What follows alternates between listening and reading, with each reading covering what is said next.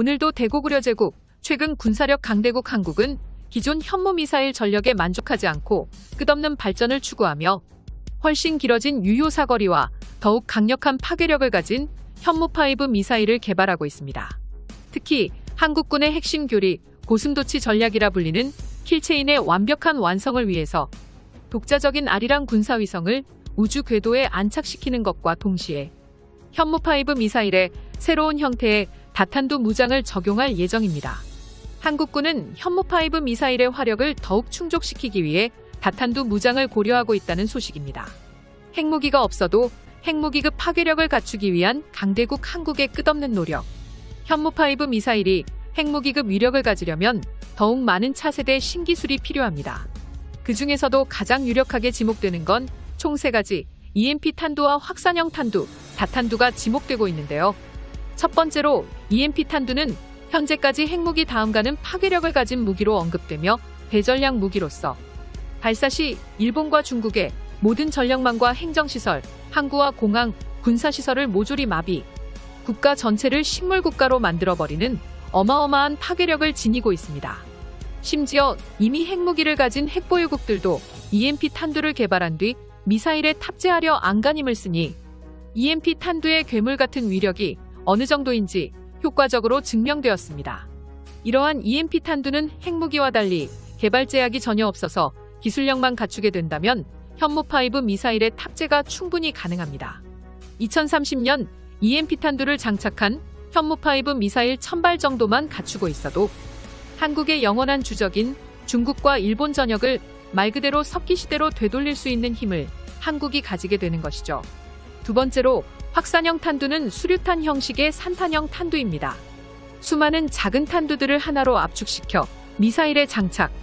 미사일이 목표 타겟을 공격할 시 기존 열압력 고폭탄 탄두보다 폭발 범위가 매우 넓으며 탄두 하나당 훨씬 많은 타격 지점을 만들어낸다는 게 특징입니다. 특히 이러한 방식은 생화학 무기를 대량 보유한 한국에게 가장 효과적인 방식이며 현무5 미사일로 대도시 전체의 인구를 날려버리는 핵무기와 동급으로 만드는데 가장 핵심적인 기술입니다. 마지막으로 현재 한국의 미사일 전력의 가장 중요한 다탄두 기술력이 주목되고 있습니다. 다탄두 미사일이란 한 발의 현무5 미사일에 여러 개의 탄두를 싣고 대기권 밖에서 분리시켜 각각 다른 목표를 동시에 타격하는 무기로 현존하는 탄도 미사일 중에서도 가장 강력한 신무기입니다. 확산형 탄두와 결정적인 차이점이 있다면 확산형 탄두는 탄두 안에 폭장이 여러 개, 다탄두는 탄두 자체가 여러 개이므로 미사일의 크기가 훨씬 거대해야 하는 충족 조건이 있습니다. 기존 현무4 미사일의 경우 미사일의 크기, 탄두의 중량과 유효 사거리로 인해 다탄두라는 형태보다 확산형 탄두를 장착해 미사일을 추가로 생산하는 게 더욱 이득이었지만 현무5 미사일부터 사거리 5000km, 탄두 중량은 8톤 이상의 ICBM 대륙간 탄도 미사일로 개발되기에 다탄두 미사일의 가성비와 파괴력이 다시 한번 주목을 받고 있는 것이죠.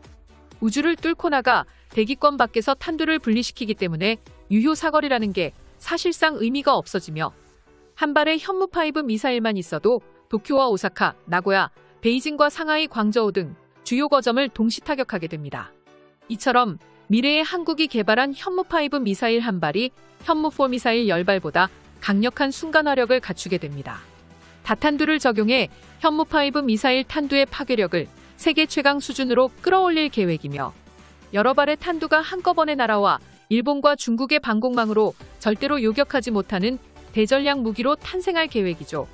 현무5 미사일에 적용될 다탄두 기술을 한국이 개발하기 위해선 10월에 발사될 우주로켓 누리호가 가장 결정적인 역할을 하게 될 것입니다.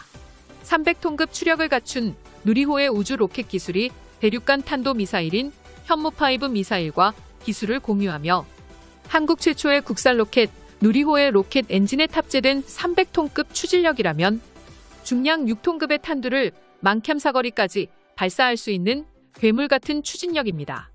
오는 10월 누리호가 완벽하게 발사에 성공하게 된다면 현무4 미사일을 상회하는 ICBM 대륙간 탄도 미사일 기술력을 한국이 확보했다고 봐도 무방합니다.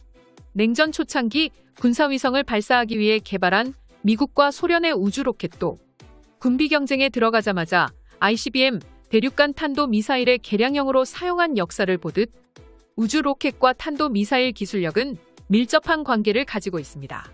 한국은 누리호 발사를 통해 미사일 초강대국들만 소유할 수 있다는 대륙간 탄도 미사일 로켓 기술을 습득함과 동시에 아리랑 군사통신 위성항법 기술 축적까지 진행 미사일 강대국, 우주강대국 한국의 시대를 개막할 것입니다. 우리나라는 올해부터 2027년까지 총 71개에 달하는 인공위성을 발사하는 것으로 확정되었습니다. 한국의 위성 발사 계획에서 가장 충격적인 건 위성 발사 시험에 도달했을 때 66kg에 달하는 위성을 한 발의 누리호에 탑재해서 쏠 리는 없고 발사체 한 개에 여러 개의 위성을 동시에 싣고 올려서 대기권에서 분리 후 위성들이 제각각 다른 방식으로 궤도에 진입하는 방식을 활발히 연구하고 있죠.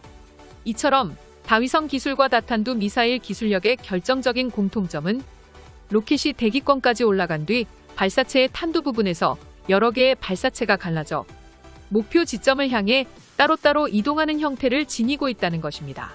즉, 한국은 2027년까지 다위성 발사 기술도 확보하는 동시에 다탄두 분리 실험과 대기권 미사일 재진입 테스트를 하겠다는 비밀스러운 계획까지 동시에 진행하고 있는 것입니다. 다탄두 미사일은 하나의 로켓에 여러 개의 탄두를 싣고 대기권 밖에서 분리시켜 각각 다른 목표를 동시에 타격하는 무기로 현존하는 탄도 미사일 중에서도 가장 강한 무기입니다. 미사일 탄두의 파괴력을 세계 최강 수준으로 끌어올렸으며 일본과 중국의 방공망으로 절대 요격하지 못하는 궁극의 무기죠. 차기 현무5 미사일 개발 프로젝트가 진행된다면 다위성 발사 기술에 확보한 기술력을 응용해 다탄두 기술 개발을 신속하게 진행할 수 있게 됩니다. 채널명 대고구려제국 시청자분들께 진심으로 감사드립니다.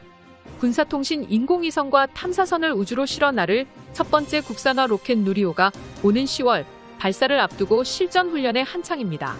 누리호는 한국항공우주연구원과 현대중공업, 한화, 스페이스 솔루션 등 대한민국 첨단 기업들의 총집합 총 300여 개 기업이 함께 개발한 한국형 발사체이며 이에 맞춰 통신과 항법위성 국산화 사업도 동시에 진행되고 있죠. 대고구려제국 대륙간 탄도 미사일은 한국의 영원한 수건 사업이었지만 결국에는 성공하게 될 것입니다. 그 중에서도 다탄두 미사일은 세계에서 극소수의 강대국들만이 보유하고 있는 기술이죠. 2021년 한국 최초의 군사위성을 선사해줄 누리호 로켓 발사로 한민족은 전 세계를 향해 더욱 높은 긍지와 자부심을 당당하게 보여줄 수 있게 되었습니다. 과거 한국군이 발표한 내용에 따르면 한미 미사일 사거리 지침 개정으로 탄두 무게 제한이 풀리자마자 기다렸다는 듯 최대 8톤의 탄두 중량을 가진 현무 미사일 개발 계획을 공개했습니다.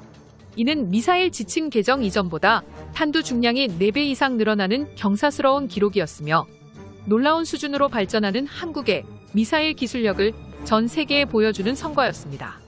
현무5 미사일이 완성되는 순간 한국의 주변국에서 미사일 요격을 성공적으로 자신할 수 있는 국가는 없어집니다. 중국과 일본이 절대적으로 두려워하는 강대국 한국의 대전략 무기 현무5 다탄두 미사일. 오늘도 한국의 통쾌한 소식이었습니다. 영상의 정보가 유익하셨다면 채널명 대고구려제국 구독과 알림 설정 진심으로 감사합니다.